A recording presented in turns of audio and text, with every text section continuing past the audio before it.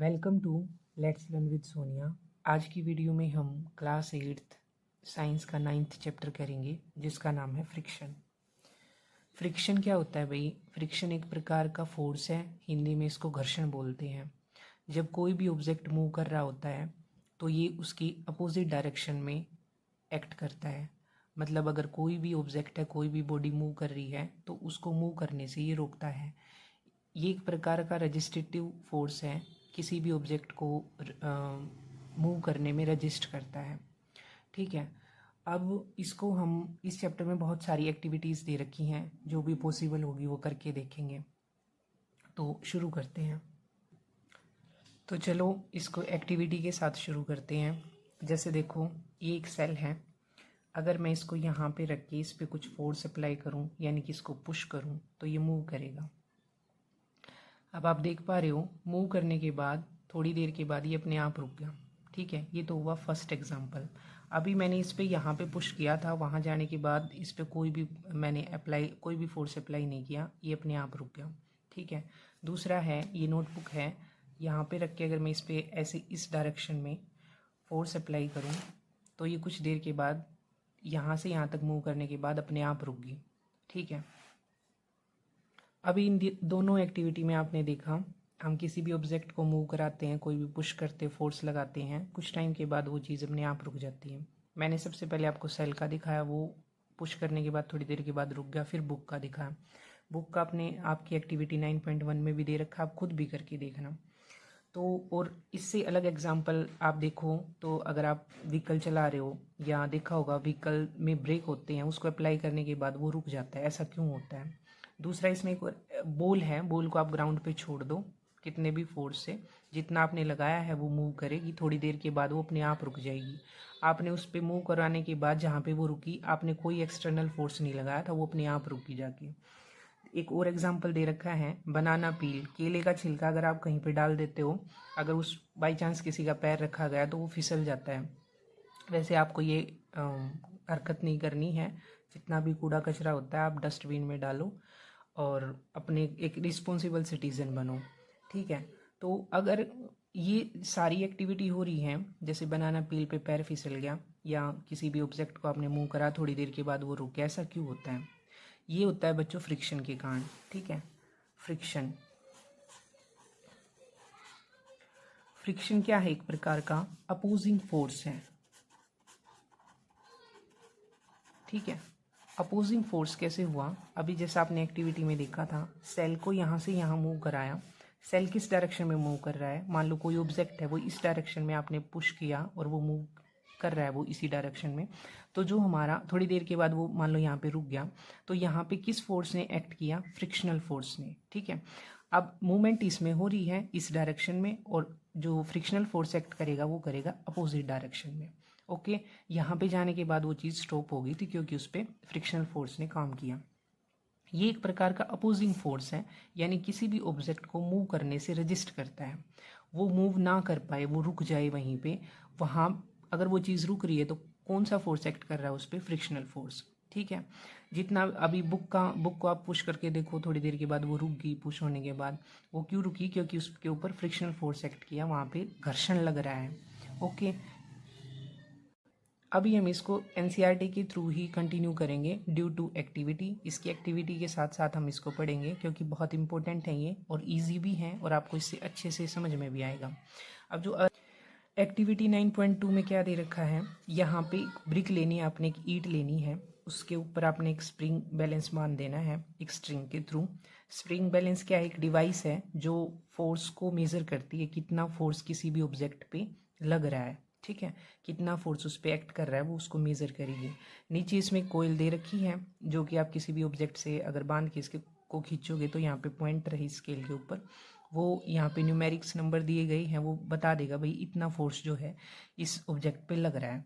तो यहाँ पे एक ब्रिक लो और उस पर एक स्ट्रिंग के थ्रू ये स्प्रिंग बैलेंस के साथ उसको ऐसे खींचना है। जैसे ही आप खींचोगे, यहाँ पे डिजिट पे बताएगा वो कितना फोर्स से आप उस ईंट को खींच रहे हो। सेकंड बारी में आपने क्या करना है, उस ईंट पे पॉलीथीन को रैप कर लो और अब उसको खींचो उस ईंट को। अब दोनों बारी में आपने फोर्स जो है वो नोट करना है कितना लगा है। तो जो दूसरी बारी में होगा वो कम फोर्स लगेगा, क्योंकि आपने उसके ऊपर पॉलीथीन को रैप कर दिया और वो स्मूथ बना दिया। उस टाइम पे उस पर जो फ्रिक्शनल फोर्स है वो कम एक्ट कर रहा है एज़ कम्पेयर टू पहली बारी में जब आपने उस पर पॉलीथीन रैप नहीं करी थी।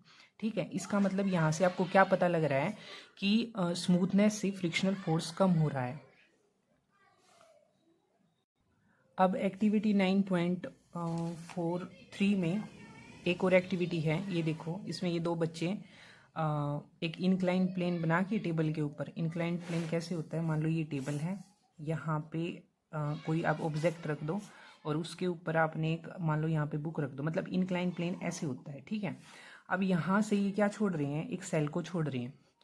अब उसका जो डिस्टेंस है उसने कितना कवर किया ये नोट कर रहे हैं कि भाई हमने जब यहाँ से छोड़ा, मार्क कर दिया इसे, तो ये कितनी दूर कितना डिस्टेंस कवर कर रहा है। मान लो हमने यहाँ से कोई ऑब्जेक्ट छोड़ा, ये रोल करता हुआ इस इंक्लाइन प्लेन से मान लो ये आ गया यहाँ तक। ठीक है, ये यहाँ पे आके रुका, इसने इतना डिस्टेंस कवर किया, मान लो इसने 5 सेंटीमीटर का डिस्टेंस कवर किया।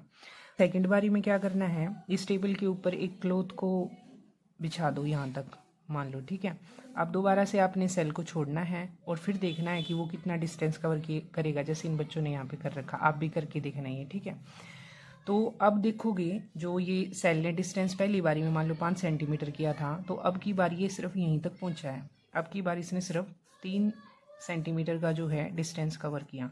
इस एक्टिविटी से आपको क्या सीखोगे आप, इससे पता चलेगा कि जब कोई सरफेस स्मूथ होता है तो उसमें फ्रिक्शनल फोर्स कम होता है, और जब आप उसकी स्मूथनेस को घटा देते हो यानी कि रफनेस को बढ़ा देते हो तो उसमें जो फ्रिक्शनल फोर्स है वो बढ़ जाता है।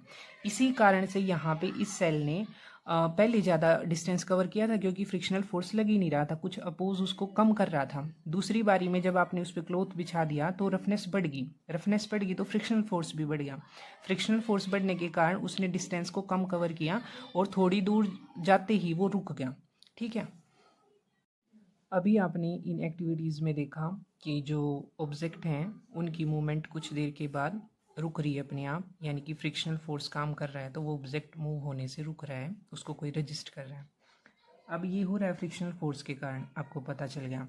अब ये फ्रिक्शन फोर्स लगता कैसे है और मतलब क्या होता है दो ऑब्जेक्ट के बीच में कांटेक्ट में आने से कि ये रुक जाती है वो चीज़ वहाँ पे जाके, या वो फोर्स एक्ट करता है।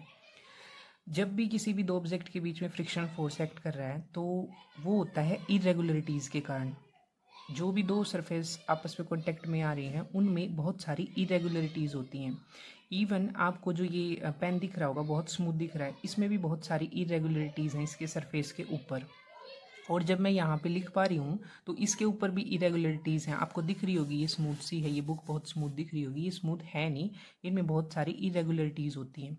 इसी कारण फ्रिक्शनल फोर्स के कारण ही मैं लिख पा रही हूँ यहाँ पे, और ये बुक यहाँ पे रख रखी हैं ऐसे ही है, अदरवाइज़ नहीं होता फ्रिक्शनल फोर्स तो ये फिसल जाती है यहाँ पे, रुकती ही नहीं कभी भी। ठीक है, तो क्या होता है जैसे मान लो ये बुक है इसके ऊपर रखी हुई है, तो जो ये वाली बुक है इसमें भी कुछ इस टाइप की दिख आपको ऐसे रही हैं, ऐसी है नहीं है, इसमें क्या है ऐसे इरेगुलरिटीज़ प्रेजेंट हैं।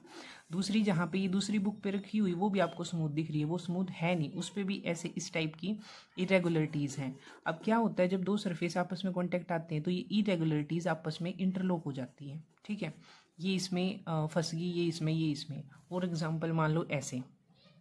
ठीक है, और ज़्यादा प्रेस करोगे किसी चीज़ को तो ये और ज़्यादा जो है इरेगुलरिटीज़ आपस में कांटेक्ट में आ जाती हैं और वो चीज़ फिर वहाँ से मूव नहीं करती। ठीक है, तो जो फ्रिक्शनल फोर्स लगता है ये किसके कारण लगता है, इरेगुलरिटीज़ हैं सरफेस के बीच में, वो आपस में इंटरलॉक कर जाती हैं। यहाँ पे दिखा भी रखा है, जैसे टेबल पे एक बुक रख रखी है, बुक के अंदर भी बहुत सारी इरेगुलरिटीज़ हैं और टेबल के अंदर भी दिख आपको स्मूथ रही है, आपस में इंटरलॉक करी, इसी के कारण ये यहीं पे रखी हुई है, क्योंकि फ्रिक्शनल फोर्स एक्ट कर रहा है, घर्षण के कारण ये यहीं पे है।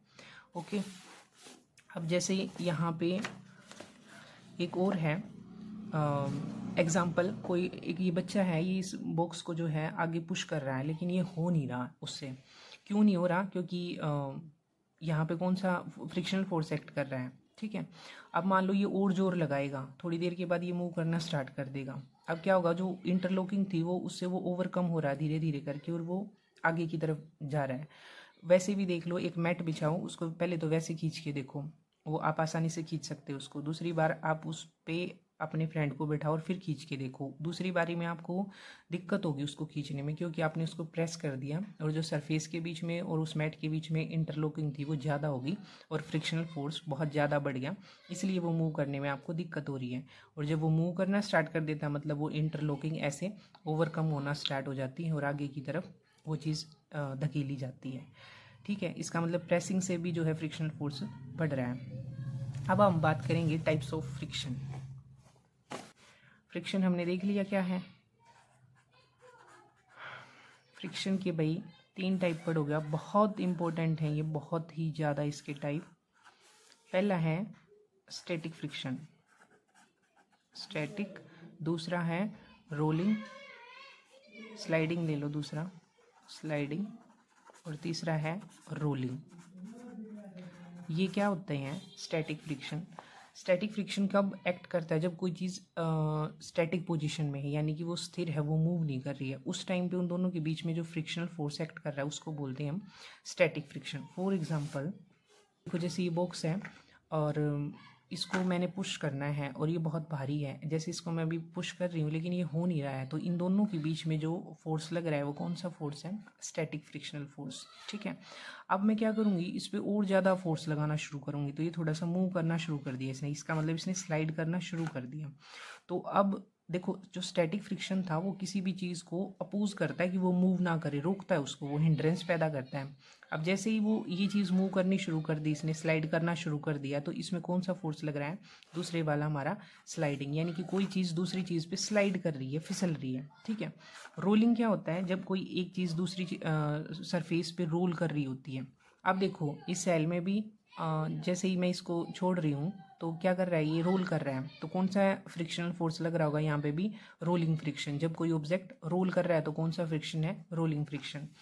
अब थोड़ी देर के बाद ये भी रुक जाएगा, क्यों, क्योंकि वहाँ पे जाने के बाद इसमें ज़्यादा अपोजिंग फोर्स लगना शुरू हो जाएगा और कोई भी ऑब्जेक्ट जो है रुक जाता है, उसकी जो स्पीड है वो कम हो जाती है बिल्कुल। ठीक है, तो आपने पढ़ लिए स्टैटिक और स्लाइडिंग और रोलिंग। अब है ना, क्वेश्चन ऐसे नहीं आता, ये कहते हैं किस में ज़्यादा फ्रिक्शनल लगता है, तो आप देख सकते हो किस में ज़्यादा होता है, स्टैटिक फ्रिक्शन जो है ज़्यादा होता है इन दोनों के कंपैरिजन में, और सबसे कम फ्रिक्शन किस में होता है, रोलिंग में। अब आप ये चीज़ ध्यान रखना, रोलिंग में क्या होता है, जब भी ये चीज़ कोई रोल कर रही है ना, तो उसका बहुत ही कम जो सरफेस एरिया है वो दूसरे के कांटेक्ट में आता है। फॉर एग्जांपल ये ऐसे रखा हुआ है तो इसका इतना ही एरिया आ रहा होगा, और जब कोई चीज़ स्लाइड कर रही हो तो ज़्यादा उसके कांटेक्ट में आती है। ठीक है, और जब रखी हुई है जब, तो वो पूरी ही आ रही है।